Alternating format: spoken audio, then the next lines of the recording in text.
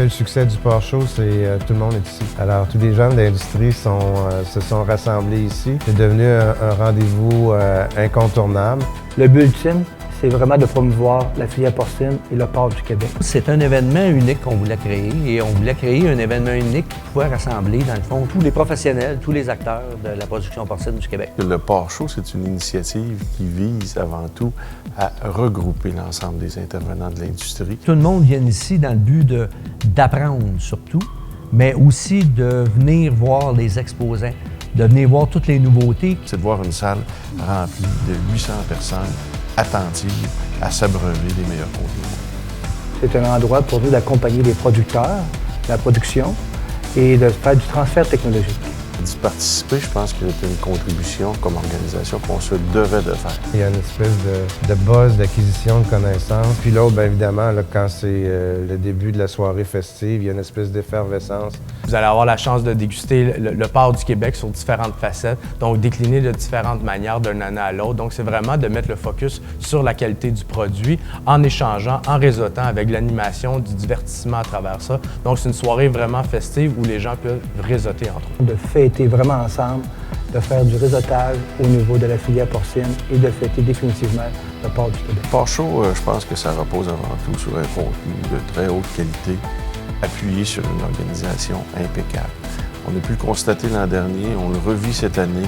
Je pense que l'expérience du Port Show en donne à tous ceux et toutes celles qui viennent participer, je dirais pour bien plus que leur argent. Le succès du Port Show passe par le travail ultime de tous les acteurs durant l'année. Il y a eu plusieurs comités d'organisateurs, comités pour les conférences, comités pour les festivités. Tout le monde a mis la main à la pâte. Et évidemment, la préoccupation aussi, c'était d'avoir des conférenciers de très haut niveau. Alors, dans ce contexte-là, on a des conférenciers qui viennent à la fois d'Europe, des États-Unis, du reste du Canada.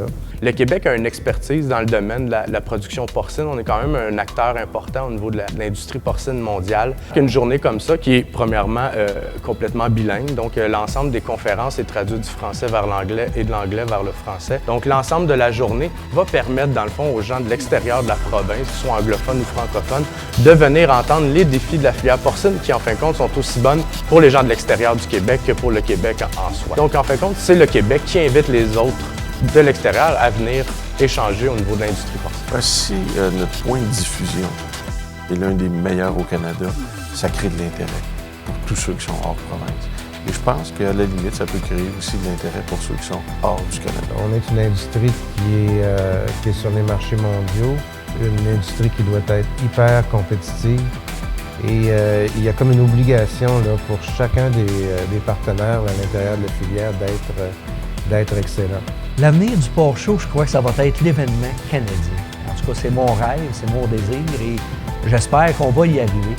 Et si je regarde l'enthousiasme qu'il y avait l'an passé, je regarde l'enthousiasme des gens de pouvoir venir participer cette année, je crois qu'on va venir avec l'événement majeur canadien et qu'on va avoir une renommée internationale.